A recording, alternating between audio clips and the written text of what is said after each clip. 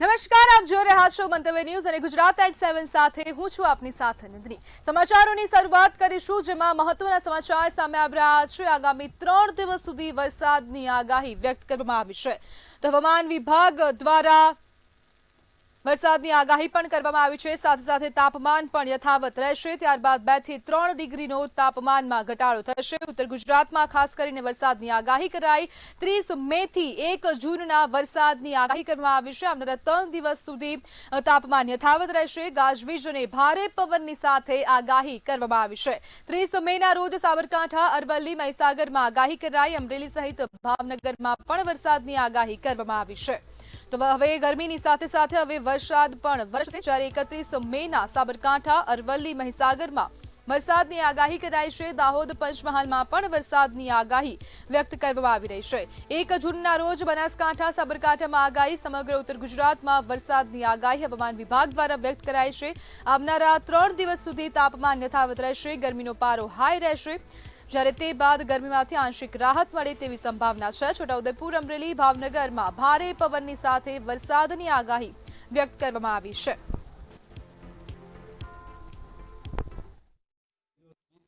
मई से लेकर 1 जून तक इक्का दुक्का स्थानों में हल्का से मध्यम बरसात होने की संभावना रहेगा।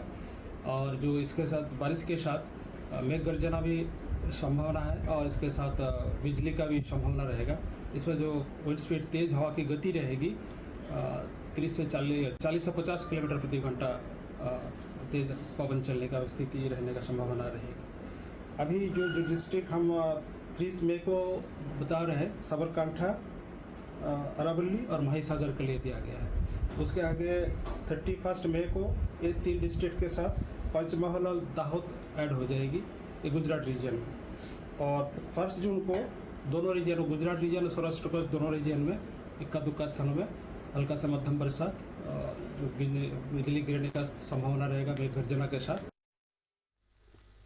સ્થાનિક સ્વરાજ્યની ચૂંટણી બાદ મહાનગરપાલિકાઓમાં નવા પદાધિકારીઓની સત્તાવાર જાહેરાત કરવામાં આવી છે। પક્ષ દ્વારા આખરી મહોર લગાવ્યા બાદ વિવિધ શહેરોના પ્રથમ નાગરિક એટલે કે મેયરના નામો જાહેર કરવામાં આવ્યા છે।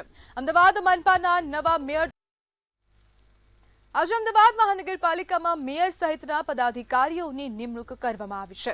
ત્યારે આ અંગે વિવિધ પદાધિકારીઓ શું કહી રહ્યા છે, આવો સાંભળીએ।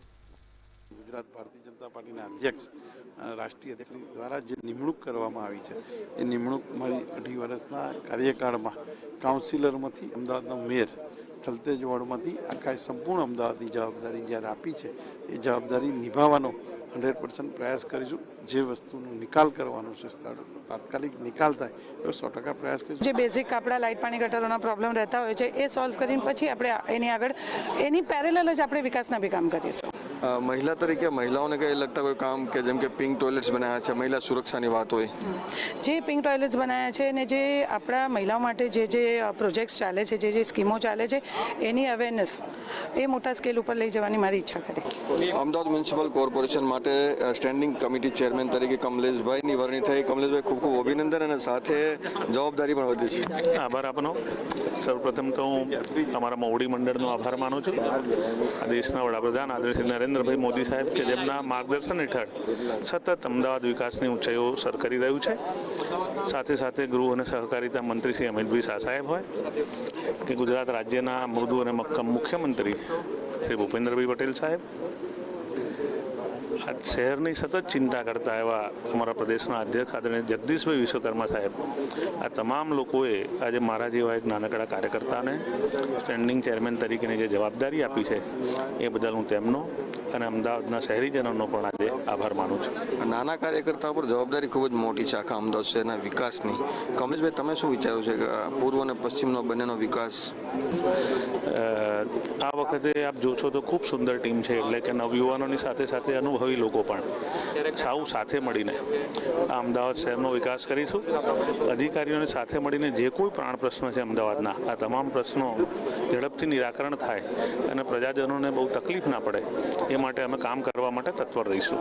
આ જ પાર્ટીની ખૂબી છે, અને પાર્ટીએ જે જવાબદારી અને જે ભરોસો અમારા ઉપર મૂક્યો છે, એ ભરોસા ઉપર એકદમ ખરા સાબિત થવા માટેના જેને કહેવાય 24/7 5 વર્ષ સુધી જે જવાબદારી એઝ અ કાઉન્સિલર અમને આપવામાં આવી છે અને અત્યારે દંડક તરીકે જ આપી છે.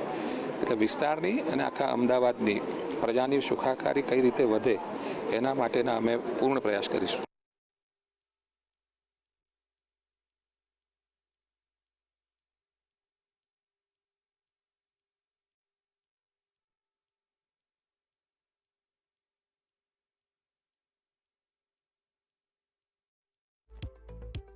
ઇલેક્શનમાં અમે બધા ચૂંટાઈને આવ્યા અને પક્ષ દ્વારા આજે મને મેયર તરીકે અને કૈરીબેનને ડેપ્યુટી મેયર તરીકે મેન્ડેટ આપ્યો છે, ત્યારે આવનારા દિવસોમાં આ શહેરની પ્રજાની જે કોઈ અપેક્ષા હશે એમના સજેશનો લઈ અમારા ભારતીય જનતા પાર્ટીના 52માંથી 50 સભ્યો ચૂંટાયા છે અને સાથે સામે પક્ષના 2 સભ્યો ચૂંટાયા છે.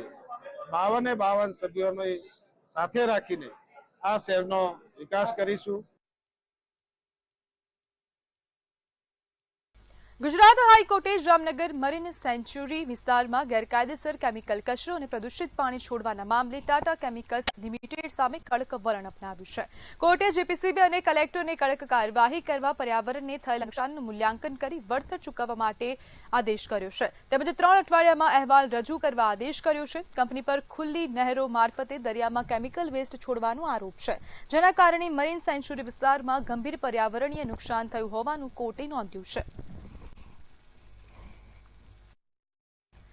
મરીન સેન્ચ્યુરી પ્રદૂષણ મામલે હાઈકોર્ટે કડક વલણ અપનાવ્યું છે, જ્યારે ટાટા કેમિકલ્સ સામે કાર્યવાહીનો આદેશ આપવામાં આવ્યો છે. કલેક્ટરને આદેશ આપવામાં આવ્યો છે, જ્યારે જીપીસીબીને પણ કહેવામાં આવ્યું છે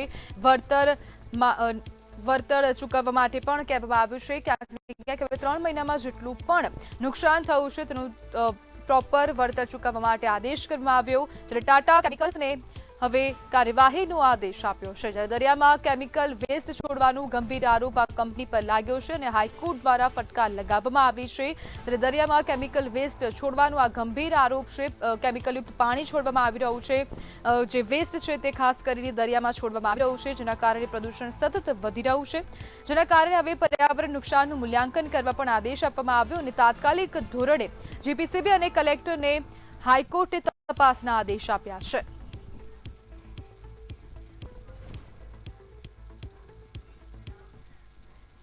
ગીરના જંગલ પર ફરી એકવાર મોટું સંકટ આવી પડ્યું છે. સૌરાષ્ટ્રના ગીર પૂર્વ અને ગીર પશ્ચિમ વન વિભાગમાં કેનાઇલ ડિસ્ટેમ્પર વાયરસ અને બેબેસિયા જેવા જીવલેણ રોગચાળાના કારણે 8 થી વધુ સિંહો અને સિંહબાળના મોત નીપજ્યા છે. આ ગંભીર પરિસ્થિતિને પગલે ધારી ગીર પૂર્વમાં વન વિભાગ હાઈ એલર્ટ પર છે. ધારી સરસિયા રેન્જમાંથી 8 સિંહોના આખા જૂથને રેસ્ક્યુ કરીને ઓબ્ઝર્વેશન હેઠળ મૂકવામાં આવ્યા છે. તેમજ વન વિભાગ દ્વારા સેમ્પલિંગ અને સારવાર પ્રક્રિયા શરૂ કરવામાં આવી છે.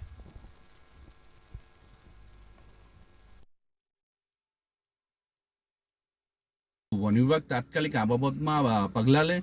જે ડીવોર્મિંગ કરવાના હતું સિંહોને, એ ડીવોર્મિંગ કરતા નથી, જેના કારણે જે આ ભેદી રોગ છે, જે બબેશિયા અને સીડીવી વાયરસ, એ સિંહોમાં સંક્રમિત થયેલો અત્યારે જણાઈ આવે છે અને 8 જેટલા સિંહો મર્યા છે. ત્યારે પરિસ્થિતિ ખૂબ જ ગંભીર છે. વન વિભાગે બીજા જે કાર્યો છે કે ભાઈ જંગલની જમીનો આપવી, કોઈને માલધારીને પુનર્વસન કરાવવું, આ જે બધી બાબતો છે એ બાજુ પર રાખી અને સીધા સિંહો માટે કામ લાગવું જોઈએ. 5 સિંહો અને 3 સિંહબાળ ધારી ગીરવ અને પશ્ચિમના આ બનાવ બન્યો તે ખૂબ દુઃખદ ઘટના કહેવાય. દર વર્ષે આવો બને છે. 2018ની હું વાત કરું તો બેબેસિયા નામનો જે રોગ આવ્યો હતો ત્યારે 34 ઉપર સિંહો મૃત્યુ પામ્યા હતા. તો મારે તો સરકારને એ જ વિનંતી છે કે જે રીતે કોરોનાની અંદર વેક્સિન કાઢ્યું હતું, તો આનું પણ એક વેક્સિન કાઢવું પડશે, તો જ આપણે સિંહોને બચાવી શકીશું. કારણ એ છે કે જંગલ કરતાં, ગીર કરતાં પણ બૃહદગીરની અંદર સિંહોની ખૂબ મોટી સંખ્યાઓ છે. ત્યારે આ બનાવ બને છે ત્યારે અમારા સિંહ પ્રેમીઓ ખૂબ રોષની લાગણી વ્યક્ત કરે છે.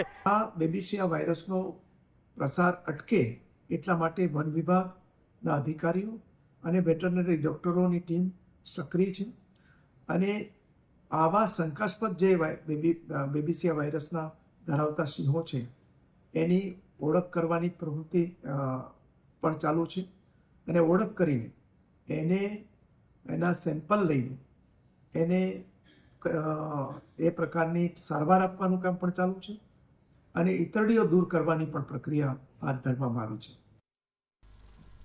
રાજકોટની જાણીતી મેડિકેર હોસ્પિટલ હાલ એક વિવાદના ઘેરામાં આવી છે. ડોક્ટરની ઘોર બેદરકારીના લીધે પરિણીત મહિલાની તબિયત અત્યંત લથડી ગઈ છે.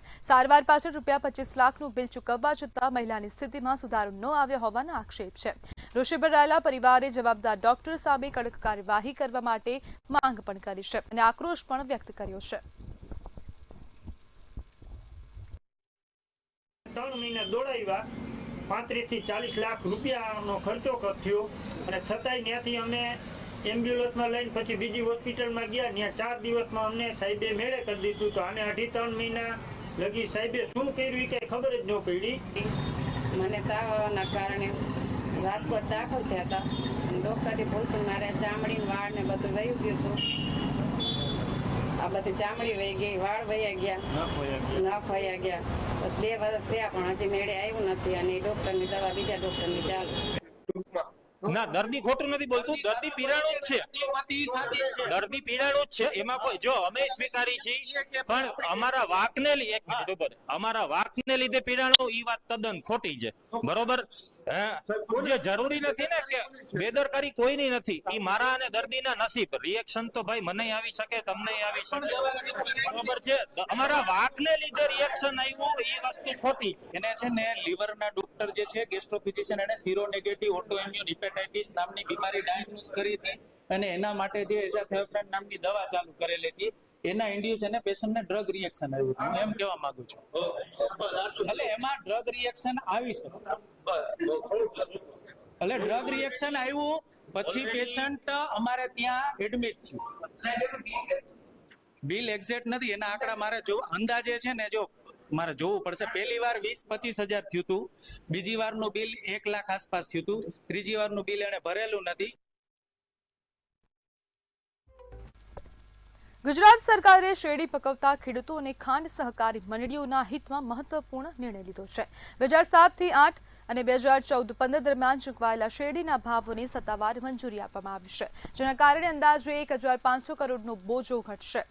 આ નિર્ણયથી 2 લાખથી વધુ ખેડૂતો અને સહકારી મંડળીઓને રાહત મળશે. અગાઉ ઇન્કમટેક્સની ડિમાન્ડ નોટિસને કારણે મોટું આર્થિક દબાણ ઊભું થયું હતું.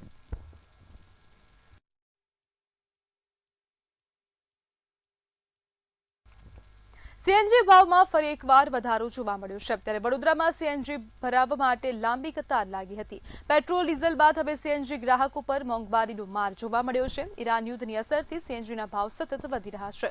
ત્યારે બસ અને ઓટો ભાડા વધશે તેમજ મુસાફરોનું બજેટ પણ ખોરવાશે. માલભાડું વધશે તો બજારમાં દૈનિક ઉપયોગની વસ્તુઓ પણ મોંઘી થશે. અને ભાવ વધારો બરાબર છે, આ એક જાતની હેરાનગતિ જ કહેવાય છે. બરાબર છે, કારણે તો કેટલા બધા ભાવ વધારો થશે.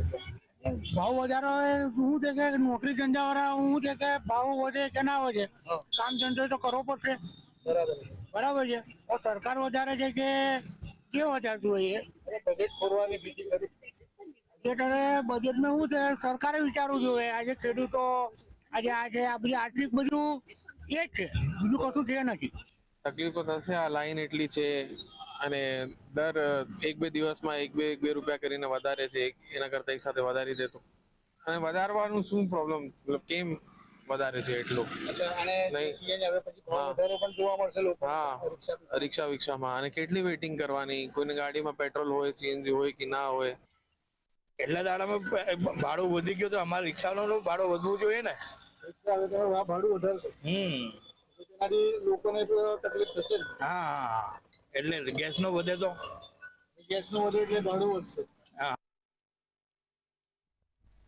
વલસાડ જિલ્લામાં એટીએસ અને એસઓજીની ટીમે સંયુક્ત ઓપરેશન હાથ ધરી વાપીના કુંતા ગામેથી મોટા પ્રમાણમાં ડ્રગ્સ ઝડપી પાડ્યું છે. કાર્યવાહી દરમિયાન 2 આરોપીની ધરપકડ કરવામાં આવી છે. પોલીસે અંદાજિત 1.5 થી 2 કિલોથી વધુ ડ્રગ્સ કબજે કર્યું હોવાનું સામે આવ્યું છે. કુંતા ગામના એક ગોડાઉનમાંથી કરોડોની કિંમતનું નશીલું પદાર્થ પણ મળી આવતા ફરી એકવાર વાપીમાંથી નશાના કાળા કારોબારનો પર્દાફાશ થયો. સમગ્ર મામલે તપાસ વધુ તેજ કરવામાં આવી છે.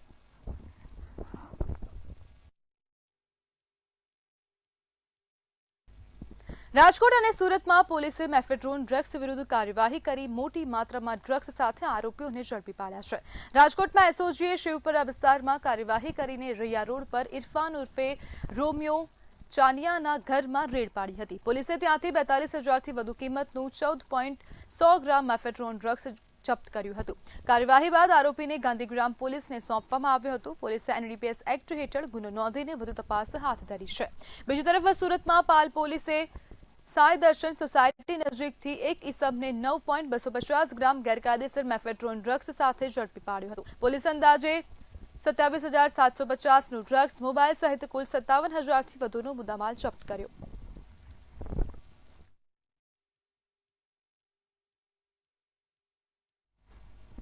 ગીર સોમનાથના ઉના તાલુકાના કેસરિયા ગામે અકસ્માતો અને ટ્રાફિક જામની સમસ્યાને લઈને ગ્રામજનો અને યુવાનોમાં ભારે રોષ જોવા મળી રહ્યો હતો.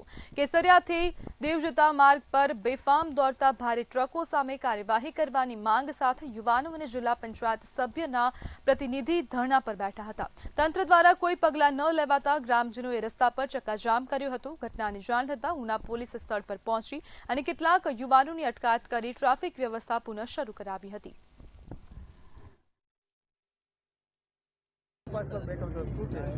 આજે ઉના તાલુકાના કેસરિયા ગામે ધરણા પ્રદર્શન છે. વિવિધ માંગોને લઈને પ્રદર્શન કરવામાં આવ્યું છે. ગામની માંગ એવી છે કે જે કેસરિયા દીવ રોડ છે એ દીવ રોડ ઉપર એક પ્રાથમિક શાળા આવેલી છે, એક શાક માર્કેટ આવેલી છે, લોકોની અવરજવર વધારે પ્રમાણમાં છે અને ભૂતકાળમાં ઘણા બધા અકસ્માતો સર્જાયા છે. માટી ભરેલા વાહનો, ઓવરલોડ વાહનો આ રસ્તા ઉપરથી ચાલે છે અને અકસ્માત સર્જે છે, જેના કારણે ભૂતકાળમાં જીવ પણ ગયા છે અને ઘણા બધા લોકોને ગંભીર ઈજાઓ પણ પહોંચી છે. આ બધી જ બાબતોને ધ્યાનમાં રાખીને કેસરિયા દીવ રોડ ઉપર ઓછામાં ઓછા 3 સ્પીડ બ્રેકર મુકાય એવી માંગણી ભૂતકાળમાં કરી છે, પરંતુ જનહિત લોકસેવા ફાઉન્ડેશને આ માંગણી કરવા છતાં તંત્રએ ધ્યાન નથી આપ્યું. એ લઈને આજે અમે ધરણા ઉપર બેઠા છીએ. પ્રશ્ન અમારો એ છે ખાસ કરીને કે દીવ રોડ ઉપર જે અવારનવાર એક્સિડન્ટો થાય છે ટ્રાફિકને કારણે, એ એક્સિડન્ટો અટકે, કેસરિયાની જનતાની સલામતી વધે, એના માટેથી સ્પીડ બ્રેકરની માંગણી સાથે અમે બેઠા છીએ. કે દીવ રોડ ઉપર સ્કૂલ આવેલી છે, 550 વિદ્યાર્થીઓ ભણે છે. એ વિદ્યાર્થીઓને રોડ ક્રોસ કરવામાં પણ મુશ્કેલી થાય છે. નાના બાળકોને રોડ ક્રોસ કરવા માટે ધોરણ 8ના વિદ્યાર્થીઓ માનવ સાગર રચીને રોડ ક્રોસ કરાવે છે. અહીંયા અમારે શાકભાજીની માર્કેટ આવેલી છે રોડ ઉપર. આસપાસના 10 થી 15 ગામના લોકો અહીંયા ખરીદી માટે આવતા હોય છે, એને કારણે ટ્રાફિક રહે છે. અમદાવાદ ક્રાઇમ બ્રાન્ચે 1.12 કરોડની જમીન છેતરપિંડીનો પર્દાફાશ કરી 8 આરોપીઓ સામે ગુનો નોંધ્યો હતો. સાંતેજની વૃંદાવન કોઓપરેટિવ હાઉસિંગ સોસાયટીના પ્લોટ નંબર 205 મામલે મૃત વ્યક્તિના નામે ખોટા વારસદાર ઊભા કરી દસ્તાવેજી કૌભાંડ આચરાયું હોવાનું સામે આવ્યું હતું. સોસાયટીના ચેરમેન અને સેક્રેટરીની મિલીભગતથી શેર સર્ટિફિકેટ ટ્રાન્સફર કરી ફરિયાદી પાસેથી કરોડો રૂપિયા પડાવાયા હતા.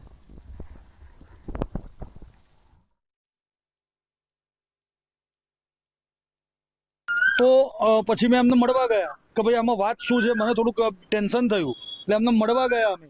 તો એમને બધા કાગળિયા બધા બતાવ્યા, મરણ સર્ટિફિકેટ ને, અને પછી મને વાત કરવામાં આવી એટલે હું કન્ફ્યુઝનમાં હતો. મેં આ લોકોને બી બોલાવીને વાત કરી કે આમાં શું વાત છે, દસ્તાવેજ થઈ ગયો છે, ઇન્ડેક્સમાં નામ આવી ગયું છે, બધું છે. અને પછી મને કન્ફ્યુઝન લાગ્યું તો પછી EOWમાં મેં ફરિયાદ કરી કે ભાઈ બંને સાઈડના દસ્તાવેજ પાર્ટીઓ આવું મને જાણ કરે છે, તો જે સાચું હોય એ મને બહાર આવે તો હું બધામાં રેડી છું, જે સાચું હોય એ કરવામાં.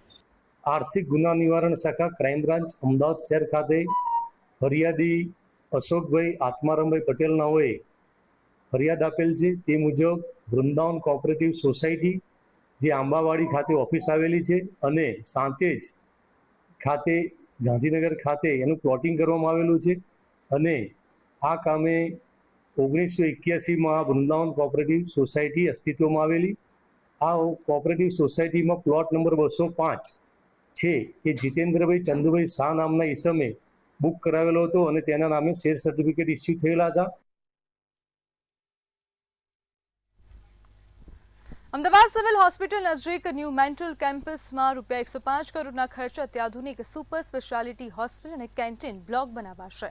આરોગ્ય મંત્રી પ્રફુલ્લ પાનસેરિયાએ જણાવ્યું કે અમદાવાદ વિમાન દુર્ઘટનામાં નુકસાન પામેલા અતુલ્યમ 1 થી 4 બ્લોક બદલ ટાટા એરલાઇન્સ આરોગ્ય વિભાગને ₹53.12 કરોડ ચૂકવશે. 12 જૂને દુઃખદ ઘટના જે પ્લેન ક્રેશની થઈ હતી, એમાં મૃત્યુ પામનાર દરેક પરિવારના સ્વજનોને હું હૃદયપૂર્વક શ્રદ્ધાંજલિ પાઠવું છું. એમના દુઃખદ અવસાનથી પૂરા દુનિયાની અંદર એક અરેરાટી પ્રસરી ગઈ હતી. ત્યારે એ સ્થળ પર પ્લેન ક્રેશ થયું હતું એ હોસ્ટેલ હતી વિદ્યાર્થીની. એ હોસ્ટેલ જગ્યા પર જ નવી હોસ્ટેલ બનાવવાનું સરકારે બજેટ પણ ફાળવી દીધું છે. વડોદરા સ્માર્ટ સિટી પ્રોજેક્ટ ફરી વિવાદમાં આવ્યો છે. 5.42 કરોડના ગાર્બેજ કોમ્પેક્ટર પ્રોજેક્ટમાં સિંગલ બિડર ટેન્ડર દ્વારા ચોક્કસ એજન્સીને ફાયદો પહોંચાડ્યાના ગંભીર આક્ષેપો થયા છે. એડવોકેટ શૈલેષ અમીને ટેન્ડર પ્રક્રિયામાં પારદર્શિતાના અભાવ અને સ્માર્ટ સિટી ફંડના દુરુપયોગનો મુદ્દો ઉઠાવ્યો છે. જોકે તંત્ર તમામ આક્ષેપોને ફગાવી નિયમ મુજબ પ્રક્રિયા થઈ હોવાનો દાવો કરી રહ્યું છે.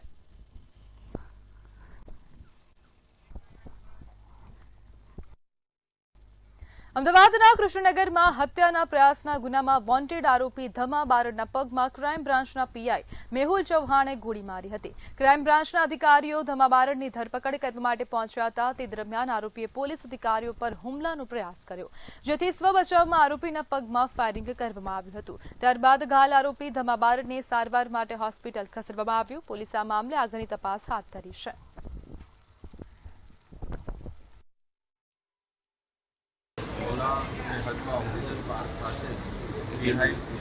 ચૌહાણ અને મોબાઈલ ઝપાઝપી કરી અને પીઆઈ ચૌહાણની સર્વિસને ફોરવર્ડ છીનવાની કોશિશ કરી. તેમાંથી પીઆઈ ચૌહાણની રેટનેસને કારણે એના અને અત્યારે સારવારમાં અને પીઆઈનું પણ ધંધા ઉપર બીજાથી પણ સારવારમાં અત્યારે જો આગળની પ્રક્રિયા છે ત્યારે ચાલુ. તાજેતરમાં યોજાયેલી પેટાચૂંટણીમાં 111 ઉમરેઠ બેઠક પરથી ચૂંટાયેલા ધારાસભ્ય હર્ષદ પરમારે આજે ગાંધીનગર ખાતે વિધાનસભા અધ્યક્ષ શંકર ચૌધરી સમક્ષ શપથ લીધા હતા. મુખ્યમંત્રી ભૂપેન્દ્ર પટેલની વિશેષ ઉપસ્થિતિમાં યોજાયેલા શપથવિધિ સમારોહમાં વિધાનસભાના સભ્ય તરીકે તેમણે સત્તાવાર રીતે પદભાર સંભાળ્યો. આ કાર્યક્રમમાં મુખ્ય દંડક બાલકૃષ્ણ શુક્લા, સંસદીય બાબતોના મંત્રી ઋષિકેશ પટેલ સહિત કેબિનેટ અને રાજ્ય મંત્રીમંડળના સભ્યો તેમજ અનેક ધારાસભ્યો ઉપસ્થિત રહ્યા હતા.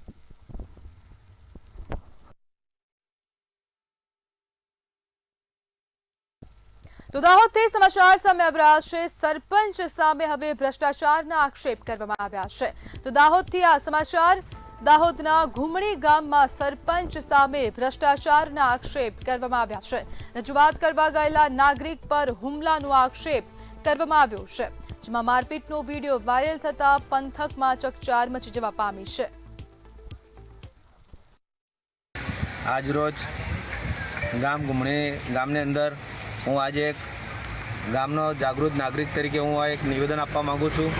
આજે તારીખ 4/5/2025ના રોજ નંદીફળિયામાં રસ્તાનું કામ ચાલુ કરવા તાલુકા વિકાસ અધિકારી લીમખેડાને ફળિયાના આગેવાનો ભૂરાભાઈ માવીભાઈ અરજી આપેલ છે, જે આજ દિન સુધી કામ કરેલ નથી. તો મગ ખરીદવા માટે હવે 27 મેથી નોંધણી શરૂ થશે. તો ઓનલાઈન નોંધણી શરૂ થવા જઈ રહી છે. તો આ મહત્વના સમાચાર. 27 મેથી ઓનલાઈન નોંધણી શરૂ થશે. મગ ખરીદી માટે 27 મેથી આ ઓનલાઈન નોંધણી શરૂ થવા જઈ રહી છે. 10 જૂન સુધી ઈ-ગ્રામમાં મફત રજીસ્ટ્રેશન થઈ શકશે. ટેકાના ભાવ માટે ફાર્મર રજીસ્ટ્રેશન ફરજિયાત છે. મહત્વના સમાચાર સામે આવી રહ્યા છે ખેડૂતો માટે, જેમાં બાયોમેટ્રિક અને ફેસ ઓથેન્ટિકેશનથી નોંધણી થશે. તો ગુજરાત@7માં હાલ બસ આટલું જ. વધુ માહિતી માટે જોતા રહો મંતવ્ય ન્યૂઝ. નમસ્કાર.